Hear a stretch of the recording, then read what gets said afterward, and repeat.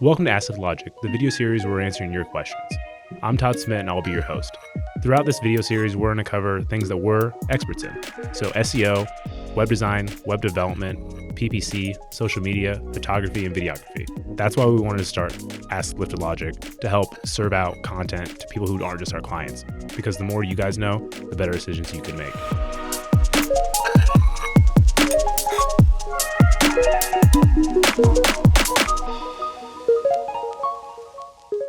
Hey guys, welcome to this episode of Ask Lifted Logic. I'm joined by resident Lifted Logic designer, Katie King.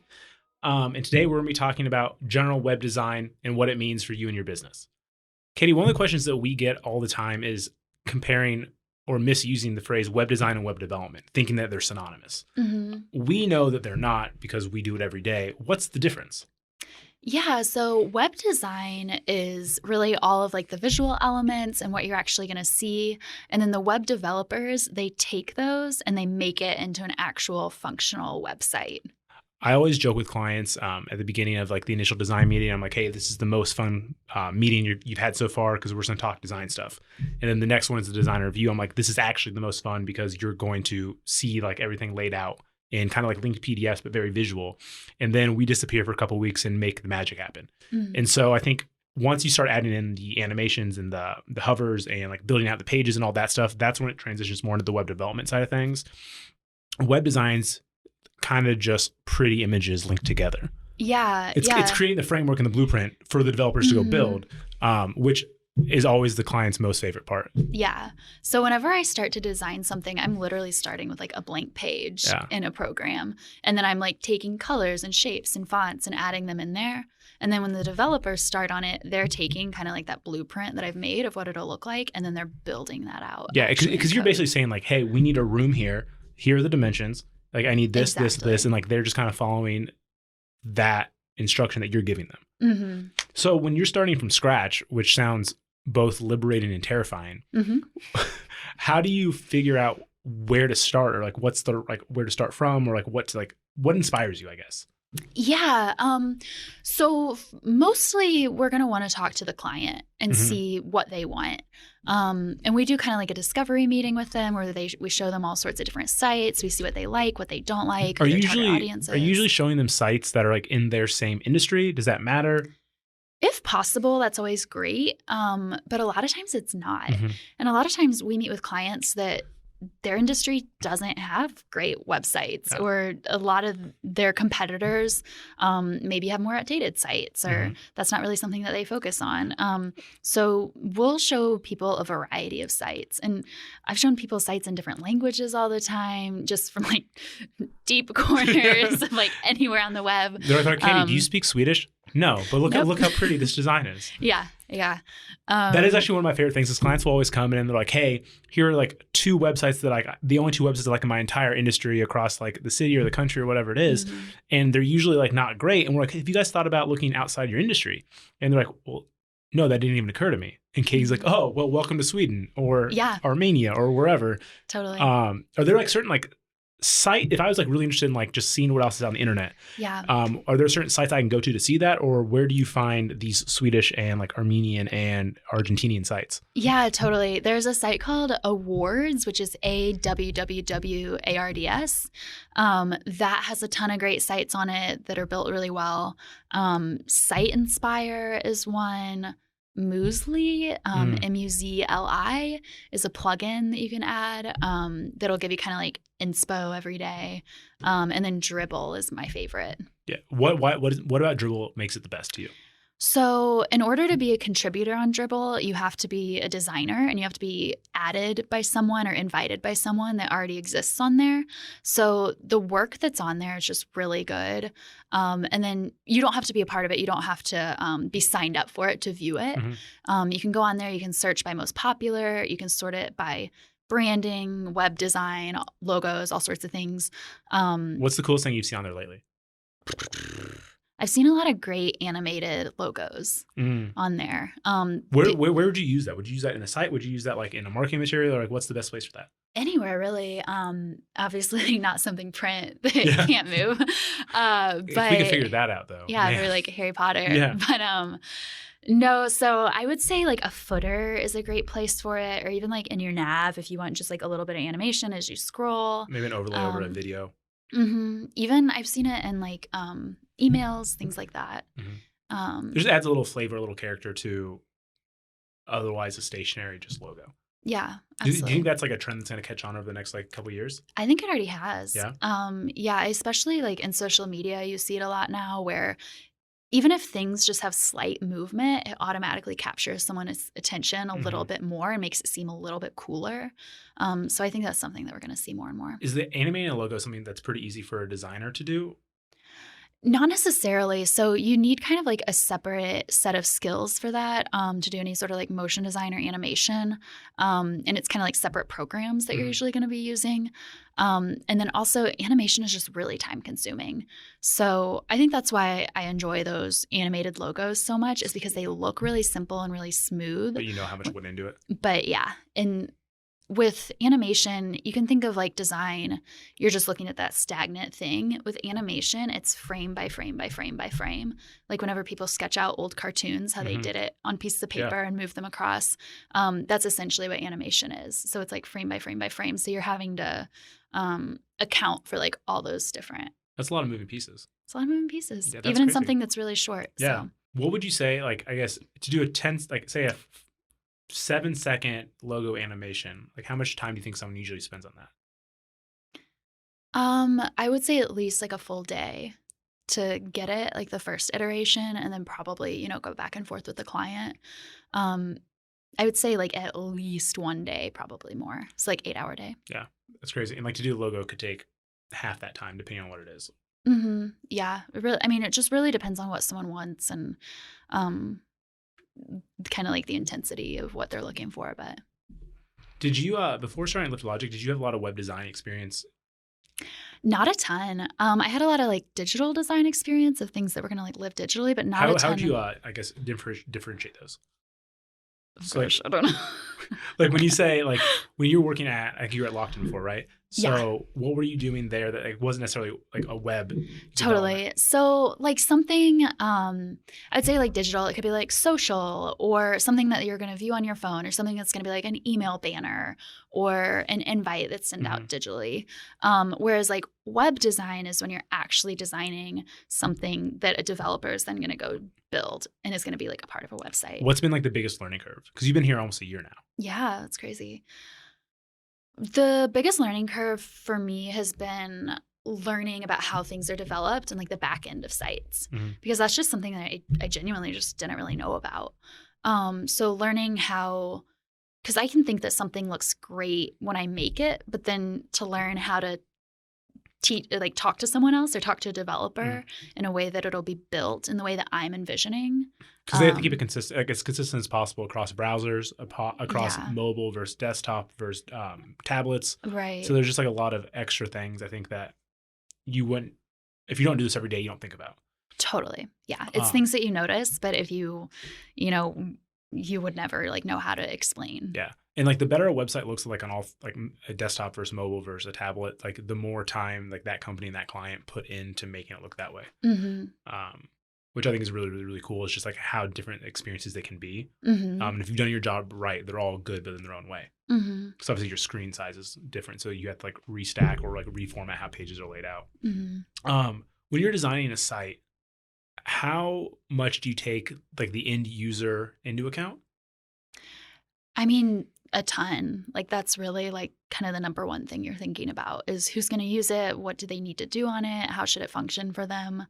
So yeah, I would say the end user being different can change a site drastically. Do you have like a specific type of end user that you like? I'm like, hey, Katie, like with this new project, here's the end user you get really excited about. Yeah, I mean, probably someone that is like more tech savvy. Yeah. Gives you a little more freedom. Yeah, it gives you more freedom and things that you can kind of play around with for sure. I know we kind of talked on this briefly with like your like kind of like your background stuff. How different is designing for print versus the web? Yeah, I mean, I think you already touched on it a little bit, but really, I would say the main difference is that print is going to be more static and stay the same, whereas web is dynamic. Do you think the fact that like one is more static versus dynamic makes it one easier than the other? Like, do you like that? Like when you do a print, you're like, this is how it's always going to look. it's like versus like on the web based on like how the screen changes, or like but you have the flexibility to like do an animation. So like there's more variables, which kind of make it more of a challenge, but more rewarding. Yeah, I would say that's absolutely right. It's definitely more of a challenge for web. There's more variables, but then it's also kind of nice because with web, there's certain kind of like hard set rules for print that with web you just have more flexibility on.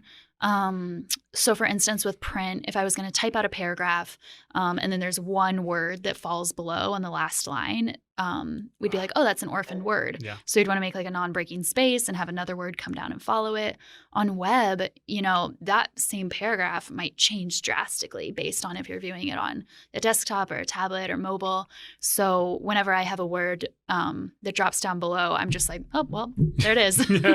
So it's kind of nice because you don't have to be such a stickler about things like that because you know it's going to be changing and moving around. But it's definitely has a lot of different challenges that print just doesn't. How much does the client who you're designing, or the company who you're designing the website for, impact the overall design? A ton. Yeah? Yeah, absolutely. I mean, I think, in my time at Lifted Logic, I've designed sites that are absolutely totally different from one another. Yeah. Do you think that most clients come in with a pretty good idea of what they want on the design side?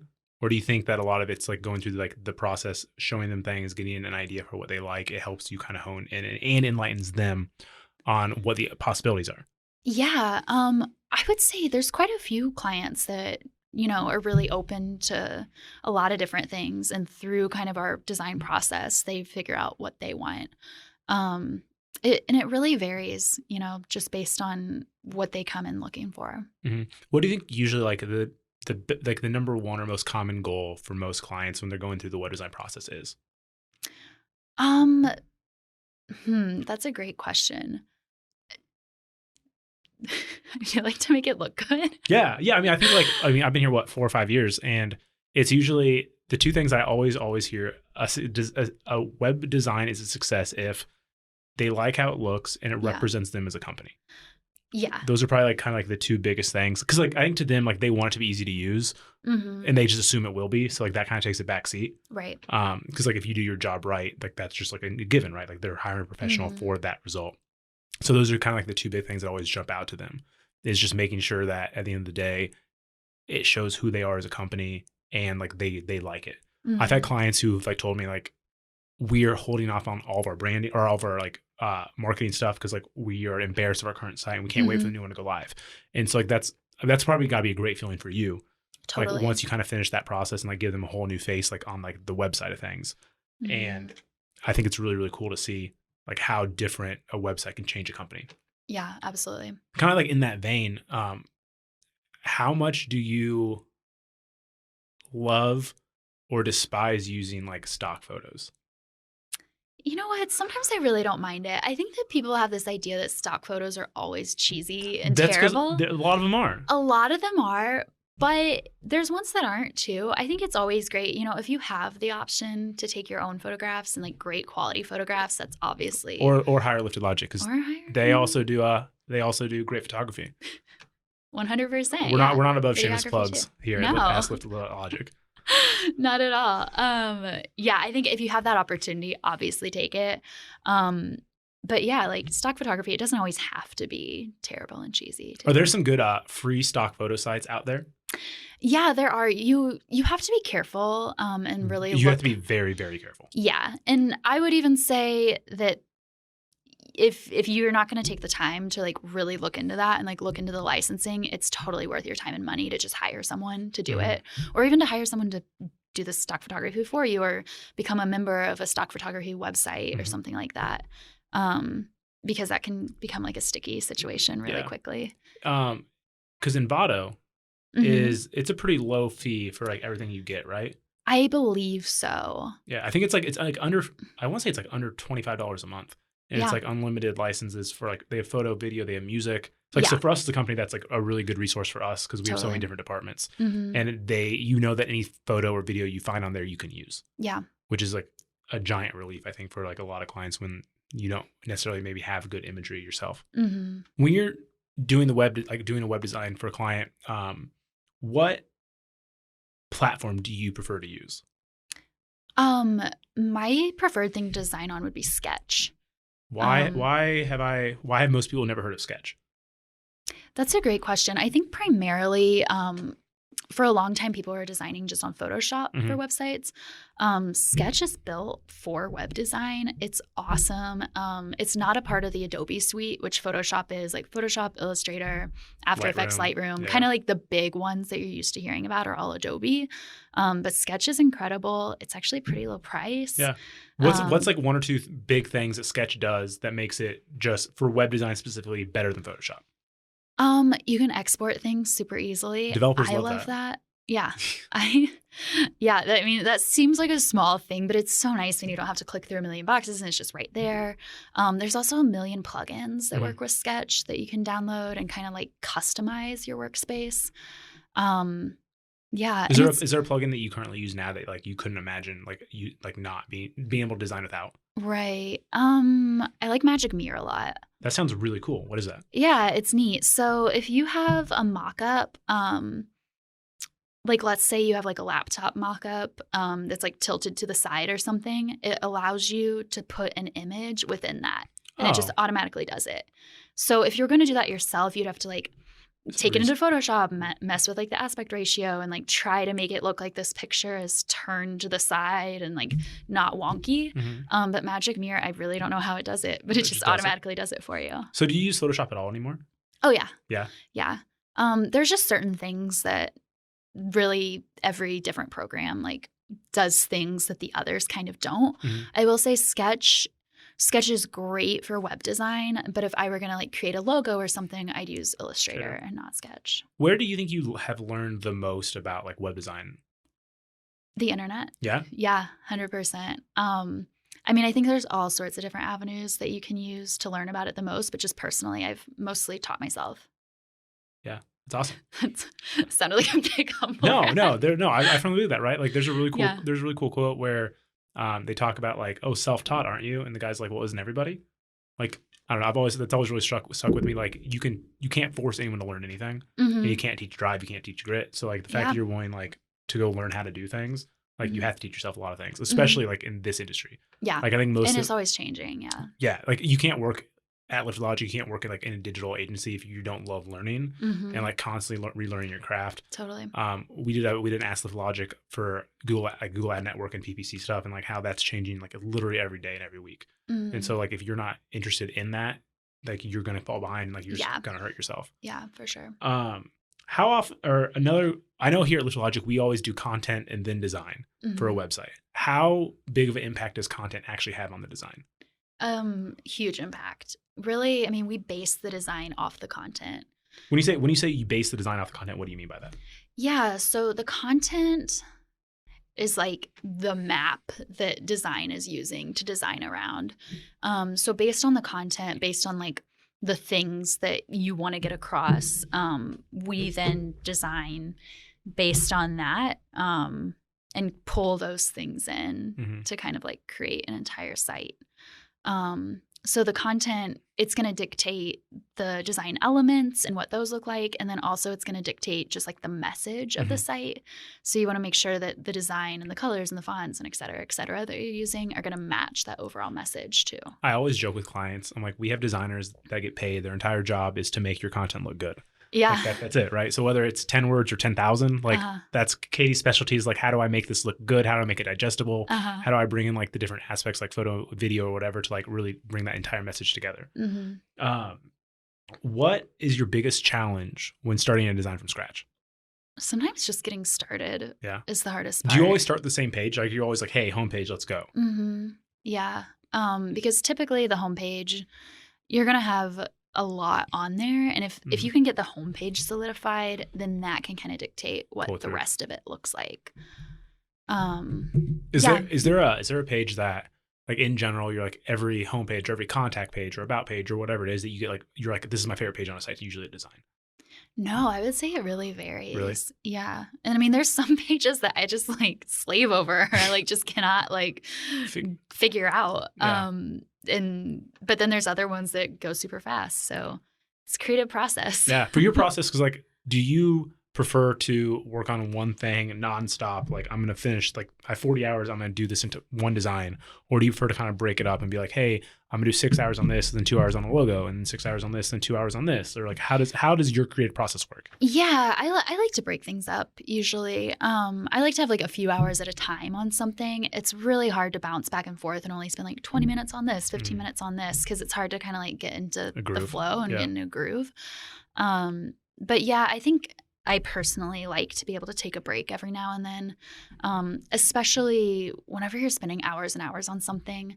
Sometimes you just get kind of blind to it, or you run out of ideas, you run out of different ways to figure things out. So taking a step back and working on something else can really, really benefit you and save you time in the long run, in my experience. Yeah. What's your favorite part of designing a website? Probably just being able to show it to the client and being able to really make a difference and really make an impact and totally change something. Yeah. I will say, like, we have a lot of clients who, like, from a business, like real life customer service product standpoint, are amazing. But then, like, that's not necessarily always pulled through like the web. Yeah. And so you'll meet them and you're like, wow, like this is incredible. Like, and then you look at their site and you're like, what? Like, why is there's this giant disconnect? 100%. And so I think like you get a bridge like that new thing, right? Yeah. You get to come in and like say like, this is who you actually are. Let's make the website show this. Yeah, 100%. Do you have a favorite site you've designed so far? Ooh, that's hard. I really enjoyed doing Safe Home site, Safe Home Kansas. Yeah. Great cause. Check them out. New site will be going live here soon. Woohoo. So I guess they're a nonprofit. Do you prefer nonprofits? Do you have like a favorite industry? Like are some clients you're just like, I love this? Yeah. I mean, I love designing for nonprofits just because that's one where we always see a really big drastic jump from their old site to their new site that we've done.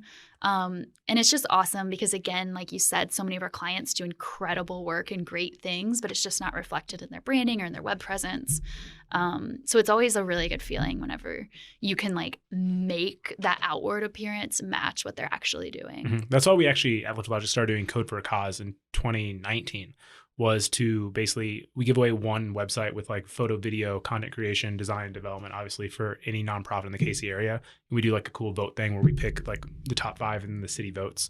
And I think that's just because like we all agree with that, right? Like we all want to be a part of the company who's doing something great in the community and like making that real on the internet. Which I think we got to do every day for different businesses, but like doing for nonprofits, it's just a different kind of rewarding. Totally. What are some trends in web design that you've seen that you think are going to be changing over the next couple of years? That's a great question. I would say things are just going to keep being more and more intuitive. What do you mean by that? I would say like not having users fill out as many steps, but like thinking like one step ahead, and just better and better like user interaction and like leading users like through experiences. As far as like visual design, it's really changing every single day. It's exciting. What is a aspect of design that used to be trendy or cool or amazing, but now is like faux pas, frowned upon, like shouldn't do it if you do, like you don't know design? Oh gosh, I'm sure there are ones. I just like can't think. Yeah, I like this is like not the same. I didn't know that Comic Sans was like a no-go until I was like year 1.5 of Lifted Logic. Like I literally like as a kid had like an entire document and like the entire thing was in Comic Sans. Like I don't have a reason for it. But I've learned a lot since working here about like what I'm allowed not to do. It's like in college when I found out you can't wear jorts. I've never been like more sad about that in my entire life. I feel like jorts are coming back. Yeah. You probably could now. God, man, 2008 was a dark time when I figured that out. Yeah, I mean, there's tons of things that are constantly like going in out of style. I would say at Lifted Logic, we really, really try to keep things like in the present moment and really clean, but also classic to a certain extent, and to not hop on any trends that are just like short term, super trendy things to do, unless it really like matters for that client. Yeah, I think for us, like we always talk with each client how if your site's done right, you should be good for like 2 to 4 years. Totally. And like that doesn't mean like it's not good after that. It just means that design changes, development changes, and there's a little bit of like a curve. So we're always trying to like be current yet timeless, right? Yeah. And I think you guys do a great job of that. Feel free to hashtag AskLL on social media, and we'll get to them as quickly as we can. But keep in mind, there are no stupid questions, especially in the digital space.